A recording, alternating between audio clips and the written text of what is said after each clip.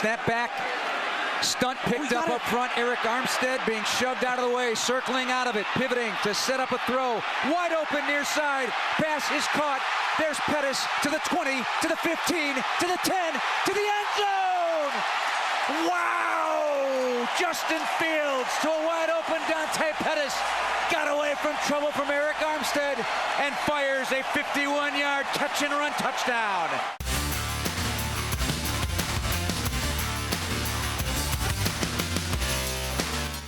After a dismal first half, Justin Fields and Dante Pettis lifted the Bears' offense, submerged in torrential rains, starting the comeback to a Bears 19-10 opening weekend winner. Hi, everyone. I'm Luke Canellis. Welcome to the Sports Zone. Bears were calm even when their offense was drowning out there, and the team's discipline in the end proved to be a huge factor in this victory. Anthony Herron joins me for the Sports Zone here. All right, Big A, what's the headline tomorrow after a win like this?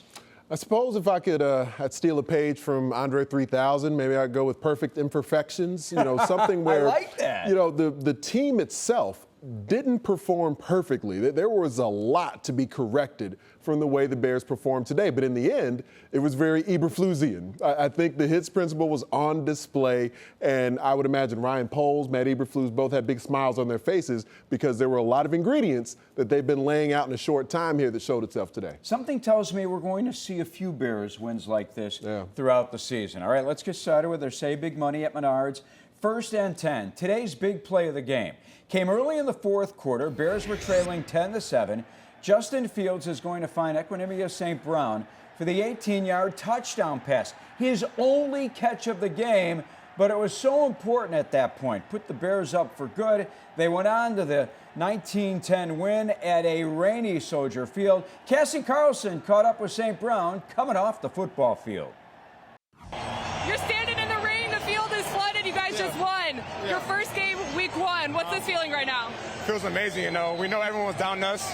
We never got down in our room. The whole game, we thought we were going to win. And, you know, offense played well, defense played well. You know, we did what we had to do. Take me into the locker room at halftime. You guys were down. Yards were hard to come by. What switches did you make on offense to get this thing going? Our last drive in the second quarter, you know, we had momentum. We knew what we had to do. You know, we were heating up.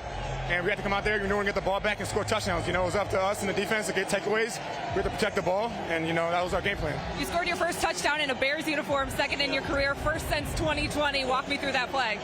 Honestly, it wasn't supposed to go to me. I was supposed to pick for the fullback, but, you know, I ended up getting open late, and Justin found me. So I don't know if you've heard it. You probably haven't since you're just walking off the field. Your brother scored a touchdown as well within 3 minutes of you scoring. How cool is that? What does that mean?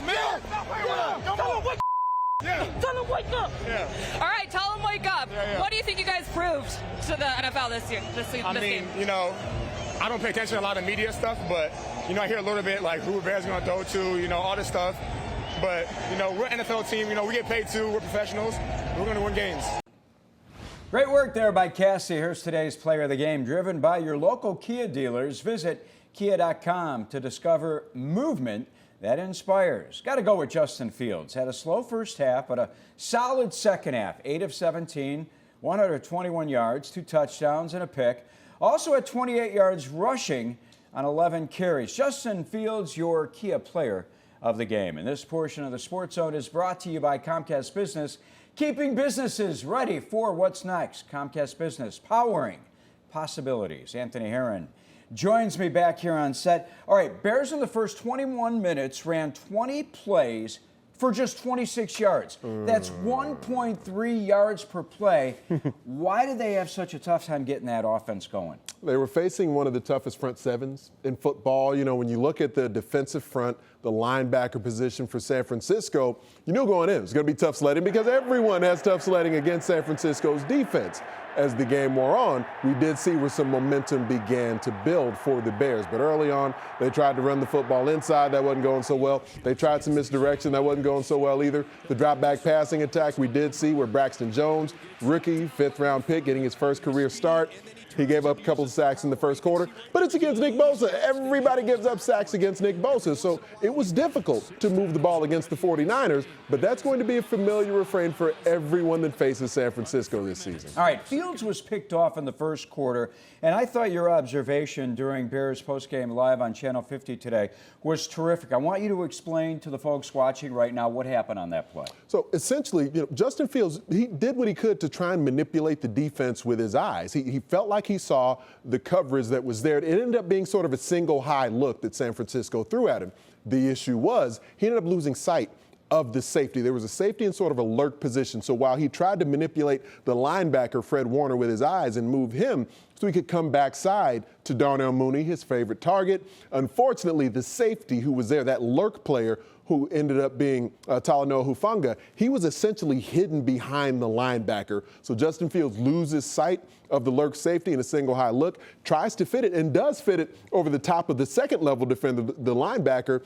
Ends up turning out that the guy at the third level, he couldn't see him because it was in between. The linebacker was in between Fields and the safety when he was trying to throw it over the top to Mooney. So it's one of those things he can learn from. I was going to say another learning moment, right? Exactly. Another learning moment for him in his second season. All right, the passing game didn't get going until the broken play touchdown from Fields to Dante Pettis.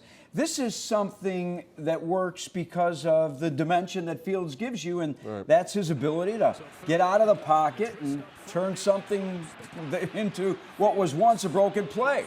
This is probably going to become one of those things that haunts the nightmares of 49ers fans, because over and over again, Justin Fields has sort of had these highlight reel moments against them. He did something similar last season, almost led the Bears to a victory then. Now in today's game, he was able to pull out the victory. But this is one of those moments where Justin Fields, because of his improvisational abilities, he's not one who sort of errs on that side readily. He would prefer to run the play as it's designed within the confines of the X's and O's. But we know he's just got that God-given physical ability to go beyond the X's and O's, to paint outside the lines and make a thing of beauty, as he began to do there. He started to kind of take the game over in the second quarter, using his legs a little bit. Then once he got through the second half, extending plays, keeping his eyes down the field, keeping his head about him. When all around him were losing theirs, we saw some magical moments from Justin Fields. Not efficient throughout the entire day, but very sloppy conditions. It was enough to get the Bears the dub, though. And then Fields gets into a groove, leads the Bears on another touchdown drive that ended with St. Brown getting into the end zone.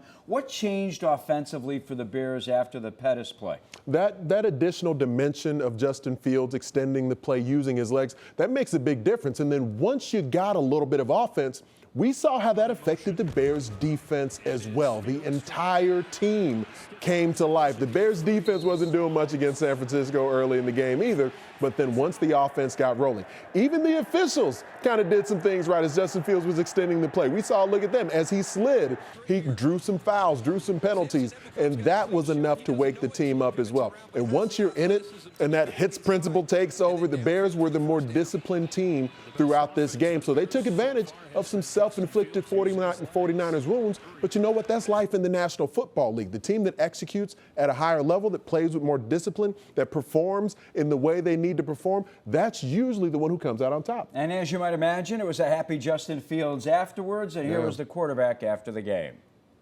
The rain affected us a little bit, but, once it calmed down a little bit, it wasn't affecting us as much, but definitely had an effect. I think the guys handled it well. Sam being at center, I think all the snaps were fine. He did a great job doing that.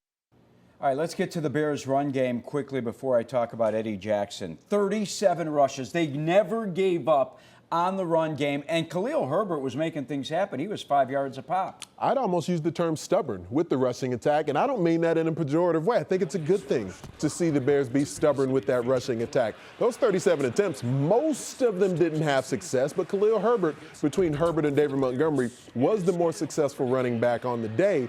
In the end, sticking with the ground attack, especially in the first half, as much as the Bears were backed up inside their own 15 over and over again, I thought it made sense for Luke Getsy to not open it up too quick, too early, not take too many risks as you continue to move forward and game plan-wise, try to find those matchups that you can try to exploit. Maybe you lengthen the coverage a little bit earlier in the game, but it ended up working out because the Bears were able to outlast and out-execute a team with Super Bowl aspirations. All right, defensively, Eddie Jackson had a huge fourth-quarter interception, his first pick since 2019. And during training camp, I was up at Hallis Hall.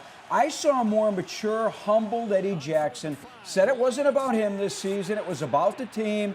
It was pointed out to him that Khalil Mack, Akeem Hicks, Danny Trevathan, they were all gone. This was now his defense. And to see him in that moment look like the Eddie Jackson of old. And, you know, there were moments in the game where we saw, like, at the goal line where he tried to meet Deebo Samuel and keep him out of the end zone, and he got Mack trucked by Deebo. You know what? That's going to happen. Eddie Jackson being Eddie Jackson, Deebo Samuel, frankly, being Deebo Samuel. But the Eddie Jackson who gets that takeaway at a key moment late in the game, that's what the Bears need Eddie Jackson to be. I mean, to come up and run support, that's great. If he can improve at that at this point in his career, it'd be a pleasant surprise. But to be the takeaway guy, to be the football magnet that made Eddie Jackson one of the top safeties in football, the top paid safety in football at the time, that can be a special thing for this Bears defense. You can leave all the physical stuff to Jaquan Brisker. That'll be great. But Eddie Jackson taking the football away, fooling a young quarterback, driving on the route, sloppy conditions to come up with. That could have been a pass deflection. It's a wet football. He got the pick, got the football back to the Bears, and made it a 2-score game afterwards. Terrific job. Lots more Bears talk coming up here on this edition of the Sports Zone. The rain came down in buckets, then came down some more, and then came down some more. Thankfully, we were in studio, and Cassie was out there. We'll talk about how the weather impacted today's game. And if you're a fan of the Sports Zone or our Bears shows, you need to follow us on Twitter. Check us out at Fox Kickoff. You can also follow me. I'm at Luke Canellis. Anthony is at Big Ann Heron. And Cassie is at Cassie Carlson TV. This portion of our Chicago Bears discussion is driven by Leader Automotive Group. Earlier today, we had our first Miller Lite Bears Brew and View of this season. We were out at Howard Street Inn in Niles. I want to thank everyone who came on out and joined us and enjoyed some ice-cold Miller Lite on this rainy Sunday. To wrap up today's Brew and View, here's Gabe Ramirez and former Bear Corey Wooten. Guys, take it away. Give me some elbow room, man. Sorry. You're crowding me like the Bears defense was crowding the San Francisco 49ers today. Corey, when you look at this game, you really want to highlight and praise Coach Eberflus. It's almost like he set the tone from the very beginning. Exactly. That's something we struggled with last year under Matt Nagy. Halftime adjustments, right? It wasn't pretty early on, but they kept the game tight. They kept chipping away, and that's courage right there on that defense. They kept playing the whole game. They were able to stop the run in the second half, get some turnovers, get the ball back to Justin Fields. So hats off to Eberflus getting that defense going in that second half. Good decision-making, it felt like, was there. And then what about Trey Lance versus Justin Fields? Who do you feel like got the better of the two? You know, I think Justin Fields, obviously, because he got the win, you know. Trey Lance looked good out there, but he struggled towards the end when they were really heating him up. Hey, so I got to give the edge to Justin Fields. A win is a win, and Justin Fields is a winner. For Gabe Ramirez, Corey Wooten here at the Miller Lite Brew Review. Man, bro, give me some elbow room, man. Sorry. It's the Howard Street Inn in Niles. Back to you guys. Football players taking up everyone's space. Our next Miller Lite Bears Brew and View will be 2 weeks from today. Tom Kelly's Chop House, great spot in New Lenox. Come on out, say hi to Corey Wooten, Gabe Ramirez, have a couple of ice-cold Miller Lites, and then hang it around for the postgame show after the Bears and Houston Texans. All right, this portion of the Sports Zone is brewed by Miller Lite. Anthony Herron rejoins me here on set. Weather conditions were awful in this one. The play was sloppier than usual, that's for sure. But the Bears fought through it, didn't fumble the ball away, had just one turnover. It was a Fields turnover, the interception. When you played in weather like this, did you enjoy it? It depended. You know, if it wasn't too muddy, sure. I was never a guy who liked just being covered in mud and muck, but wet conditions. And today, the good thing was the field actually held up well from a footing perspective. So, I mean, credit to Soldier Field. Credit to Matt Eberflus, frankly, for being the driving force behind the type of surface that they ended up using there, because it really did hold up well under the conditions. I think that was a great sign. So as long as I had good footing, I didn't mind being in rainy conditions. It did add a little bit of an extra dramatic element. All right, you talked about Matt Eberflus. Tell me what you thought of the job Eberflus did in his first game as a head coach, first NFL regular season game as a head coach. Game management, play calling, adjustments at halftime. The reason when you asked me for a headline earlier that I said it was Eberflusian, I think that, you know what, he was okay with the game being a little bit ugly early on especially. And I'm sure that he was in the ear of Luke Getsy saying, you know what, stick with the ground attack. We'll churn some clock. We're backed up. Don't take too many risks. This defense was heating up Justin Fields early on. The pass protection not holding up great early in the game. So they kind of condensed things from a football perspective. And then as they got into the second half, somehow only being down one score, Justin Fields makes a couple of plays. Then the defense comes to life. All of that was a part of the game management early on, led by Matt Eberflus, just sort of keeping everything condensed and confined. And then from there, once your defense has a little bit extra juice based off the offense making some plays, now the game turns into your favor. And the hits principle, the takeaways, all those things end up turning into your favor as well. I think early in the game, San Francisco's moving the football a little bit. Then you get that peanut punch out from Jalen Johnson and Jaquan Brisker. There were a lot of moments that really suited what Matt Eberflus wants the personality of this team to be. Since Mike Ditka was head coach, 6 Bears head coaches have taken over. Only 2 won their first game. Dick Duran and Mark Trestman. That was till today. Wow. Matt Eberflus, number 3. And this was the head coach afterwards. Yeah, it's a happy feeling. You know, it really is when you see that they're out of timeouts and the clock's going down and the rain's coming down and you know, it's a good feeling. It was exciting and for the first victory and you know, and I'm excited for the guys too. I'm excited for everybody. You know, offense, defense, kicking, and I'm excited for the organization. It was fun. I'm sure it was. All right. Bears selected Dominique Robinson, 5th round. They took him on as a project, went to Miami of Ohio, was a wide receiver, was a quarterback as well. Now he's a pass rusher. Yeah. First preseason game, the guy had a sack. Today in his first NFL regular season game, he picks up a sack and a half. This guy's a quick learner. I mean, and look at the move he's making right there, man. That's kind of a next level move. You set up an offensive tackle, counter back inside against that offensive line for the 49ers, and as competent as they are, he got the other half sack came against Trent Williams, man. That's one of the best offensive tackles of recent vintage, and he's getting to the quarterback on those guys when he barely knows how to rush the passer. A very quick learner, an exceptional athlete, an outstanding work ethic, and you can understand why he's been endearing himself to his teammates. Robert Quinn was talking about him glowingly after the game, and I think with great reason. To not be that guy, that was the term we were talking about on Bears Postgame Live.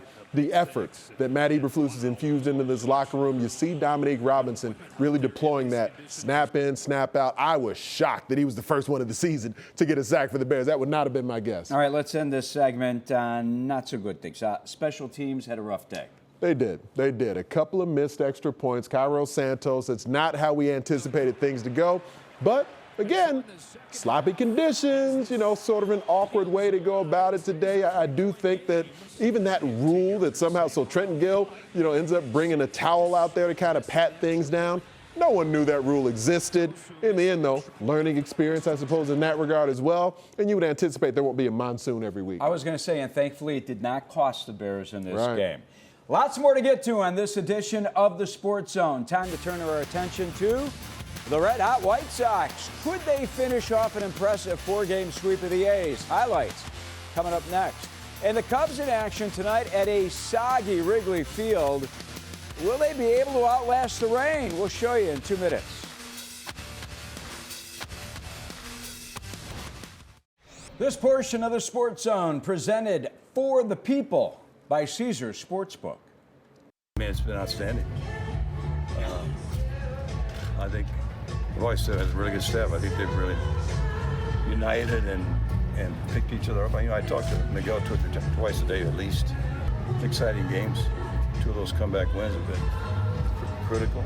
So the key is they're having the fun of contending, really contending. So it's from here to the end now. It's been fun to watch. Sure is. Tony La Russa made it to Oakland today to be there for Dave Stewart's number being retired. Still not cleared to manage. Sox off to a good start in this one. Jose Abreu rips a double down the line, drove in the first run, and the White Sox had a 1-0 lead. But the game went south from there for the Sox. 2-2 in the 5th. Vimeo Machine doubles to right, scored a pair, and the A's went up 4-2. And then later on in the 5th inning, Ramon Laureano at the plate. And Laureano, that is, comes up big, homering to left center. This is a 2-run shot, A's salvaged the final game of the series 10-3. Johnny Cueto was shelled. 7 runs, 5 earned in 4 2/3 innings. Here are the American League Central standings. Presented for the people by Caesars Sportsbook. Guardians beat the Twins, so the White Sox fought a 2.5 games back. Twins are now 4.5 back. Sox are off tomorrow. They host Colorado Tuesday. Yeah. We'll always love you. Oh, we'll always love you. Yeah, I don't think Franmil should quit his day job. Cubs and Giants. San Fran took the lead in the 4th with the single to center, driving in the first one of the game. Cubs, though, answered in the 5th inning. Rafael Ortega singles to right. And this one will score Zach McKinstry to tie the game up at 1 in the 7th. Estrada this time drives one out to left. So solo shot, 2-1 Giants at that point. Right now it's 4-2 Giants in the 9th inning. All right, let's bring back Anthony Herron, who joins me here on the Sports Zone. And Big A, let's talk about baseball and the White Sox. Johnny Cueto has not had many tough days, but today, boy, he gave up a number of runs, 7 runs in less than 5 innings. It was not vintage Cueto. It wasn't. I mean, out of any pitcher who has been sustainable, Johnny Cueto has been one of these guys. So you can count on him going really deep into games, getting quality starts, pretty frequently completely shutting down the opposing lineup. So I think today is acceptable because of what he's been, the pleasant surprise, the pleasant shock, frankly, that Johnny Cueto has been to bolster the Sox and kind of keep them in this thing, in addition to a couple of the other pitchers who've been up and down this season for Chicago. But I do think Johnny Cueto, he's allowed one of these starts on occasion for what he's really meant to this crew. All right, Miguel Cairos led the White Sox to a 9-4 record since taking over for Tony La Russa. What happens if La Russa comes back and the White Sox go south on a losing skid? I mean, the same questions that have been lingering for a while about Tony La Russa, his effects, positive or negative with this ball club, and the disappointments that have been there.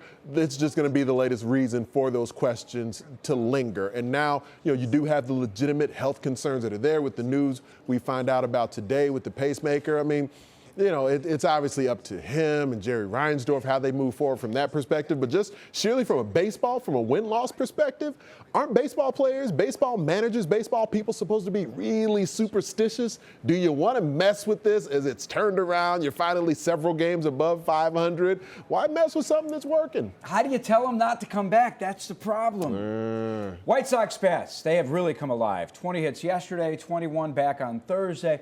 This is what we have been waiting for. And I'll tell you what, Eloy Jimenez, this guy is just tearing the cover off the ball the last 6 games. We've been waiting for the power to return. They've been hitting the ball. They've been leading the majors in hits throughout much of the season. The problem is the power somehow, some way has evaded this lineup throughout the bulk of the year. Now, extra base hits, driving the ball out of the ballpark, the offense beginning to look like the offense that we anticipated we'd see throughout the bulk of this season. So you get that, and you match it with consistency from the pitching staff, then I think this is a team that can definitely contend in the postseason. All right, Tim Anderson sees a hand specialist Tuesday. Hopefully he'll get the okay to start catching and swinging a bat after surgery on his middle finger of his left hand.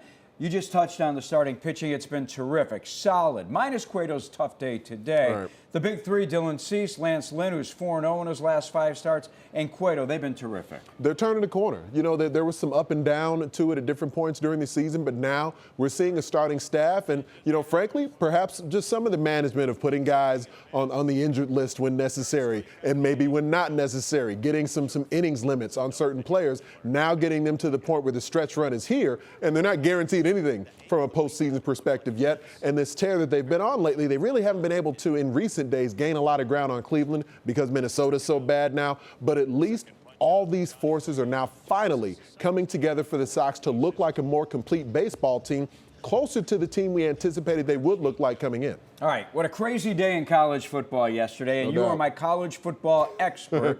So coming up after a timeout, we're talking college football, and then later on more NFL action, including the Packers, who had all they could handle today in Minnesota. Highlights coming your way next. On 3rd and 1, they run it. Oh! He dropped the ball! He dropped the ball! Did he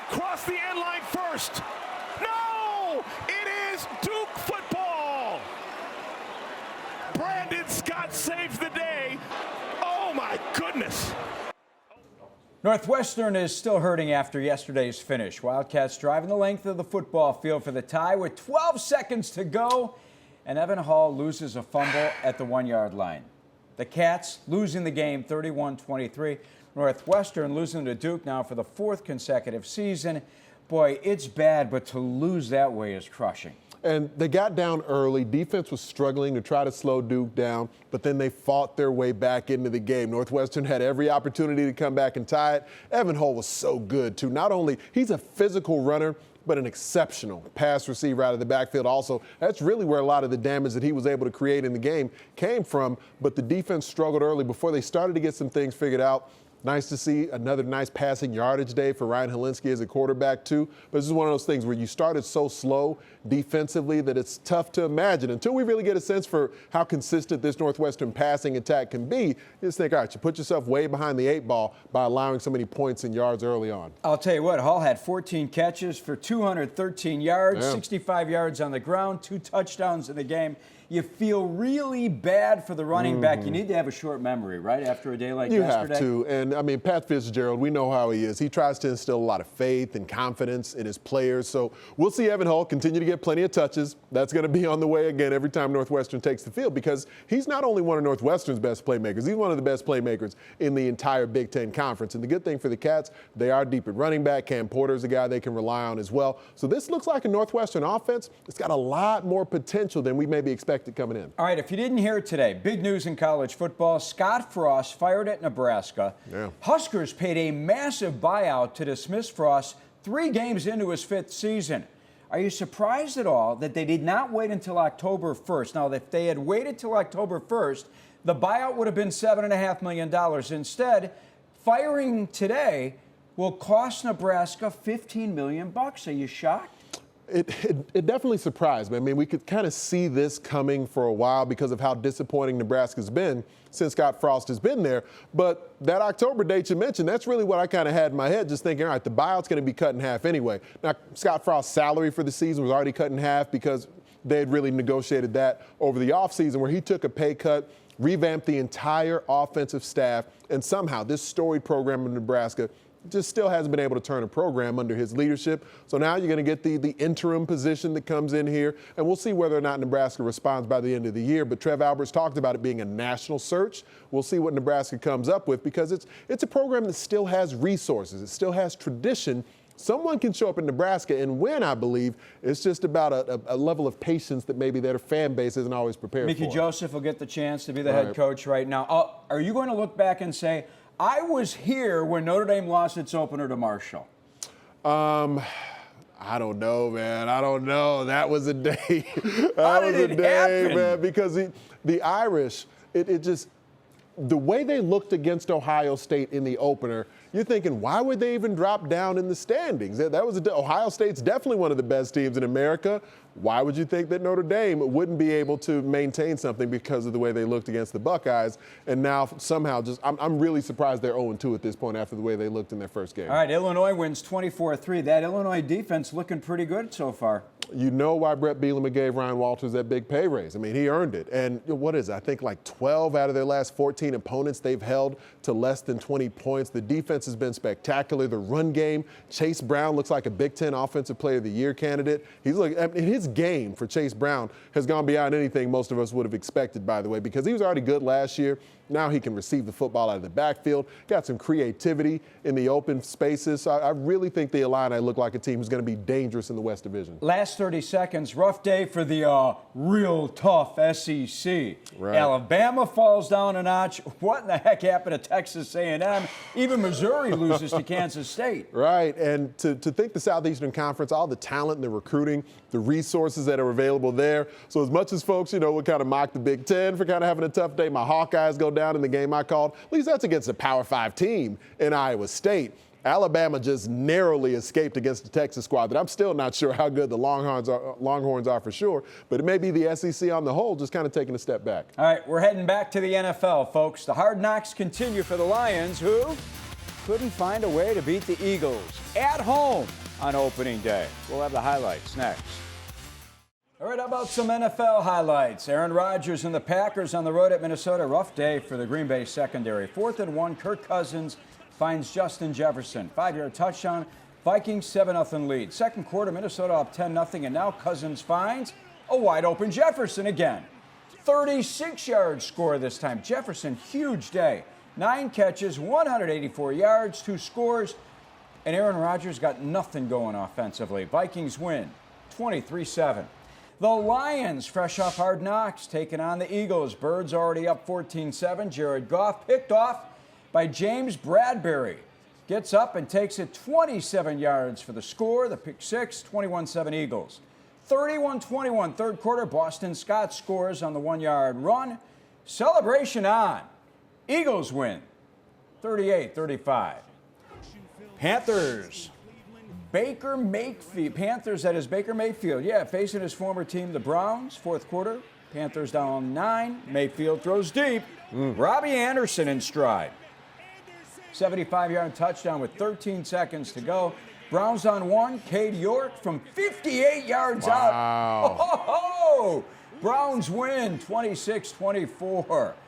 Raiders on the road at LA against the Chargers. Yeah, right. I'm going back in time. Second quarter, Chargers up 10-3. Justin Herbert threads the needle to DeAndre Carter, 23-yard touchdown. Herbert had 3 touchdowns on the day. 2 minutes to go. Raiders down 5, trying to rally. That's former Bear Khalil Mack sacking Derek Carr. 3 sacks for Mack today. Man. Chargers win 24-19. All right, let's bring back my partner, Anthony Herron here. Bears play next Sunday night in Green Bay. Packers again lose today. How do the Bears set up in this game next week against Aaron Rodgers, who may not have Allen Lazard again? I mean, now we got to go back. Remember, last year in the season opener, the Packers looked awful against the Saints, losing 38-3, and then they end up in the NFC Championship. So, he wins another league MVP. He's still Aaron Rodgers, so he recovered just fine, and we anticipate the Packers are going to likely be fine throughout this season as well. That being said, yes, not only Allen Lazard, of course, no Devontae Adams from recent years as well. He's now with the Raiders. But the Bears don't have Khalil Mack anymore either. So, neither roster is exactly the same as it was the last time they faced each other, and we just showed Khalil Mack can still play football for those who thought perhaps he couldn't.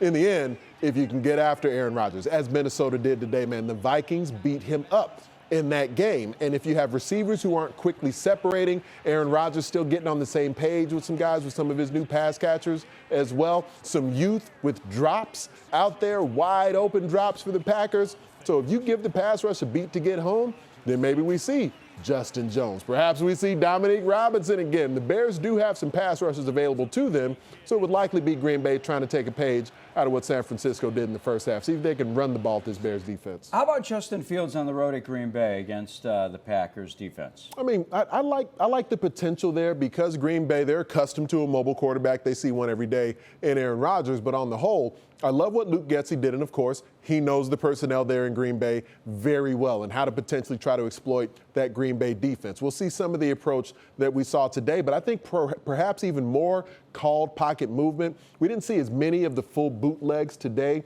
because, San Francisco did an effective job of shutting some of those things down. I think on the whole, though, they'll make sure that they can do what they can to not have Justin Fields be a stationary target. And that'll be great for the Bears because their pass protection will still likely struggle at times. All right, we've got all week to get you ready for the Bears and Packers on Sunday Night Football. As we go to break, here are the Any Given Hyundai NFL scores for Week 1.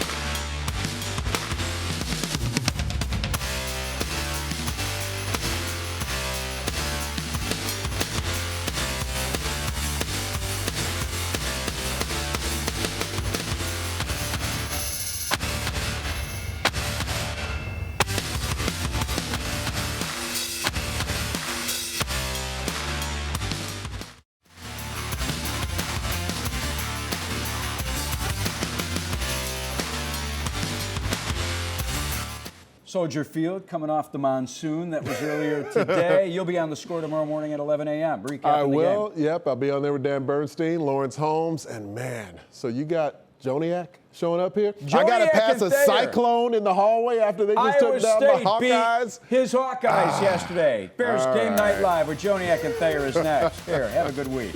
You too, buddy.